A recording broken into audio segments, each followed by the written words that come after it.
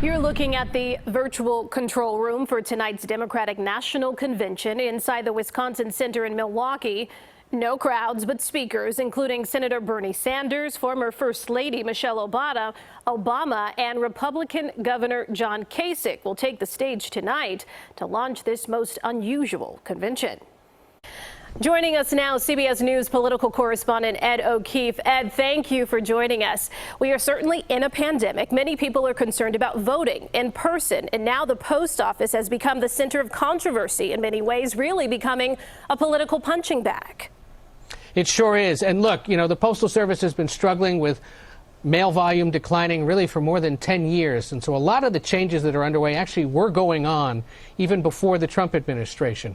But they've gotten caught up in this pandemic and election season where there's now growing concern that because millions of people potentially might be casting ballots through absentee ballots, that they're going to get back in the mail. I think one thing to remind people, and it's best to check all the local information, but while you might be able to request and receive an absentee ballot in the mail, you don't necessarily have to put it back in the mail. If you're able to, you could bring it to your Board of Elections or to your local polling site or whatever the rules are. So important to know about those options when it comes to that potential voting. Okay, so Ed, the theme here, the messages, what are you hearing the Democratic Party hopes to really get across this week during the convention?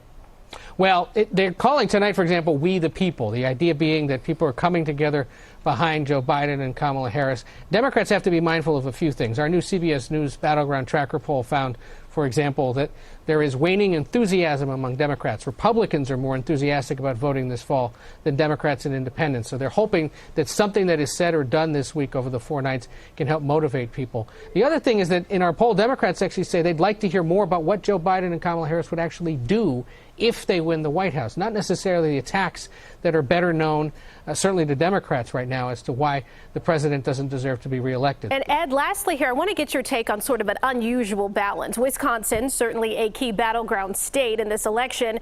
Joe Biden will not be there in person. He'll be appearing via satellite from Delaware. But President Donald Trump is in Wisconsin tonight holding a rally in Oshkosh. How unusual is it for an opposing candidate to appear in a convention state at the same time?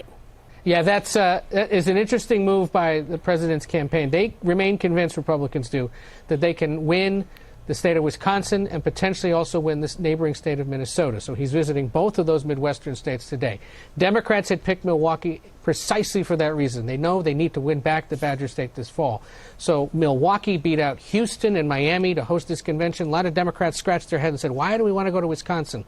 Well, the president may prove to them why it is they should show up, because by going there tonight and reminding Wisconsin voters that Democrats were supposed to be in their state this week spending millions of dollars, it could potentially turn off some voters to the Democratic Party. Interesting times. Well, Ed O'Keefe, CBS News political correspondent, thank you for your insight.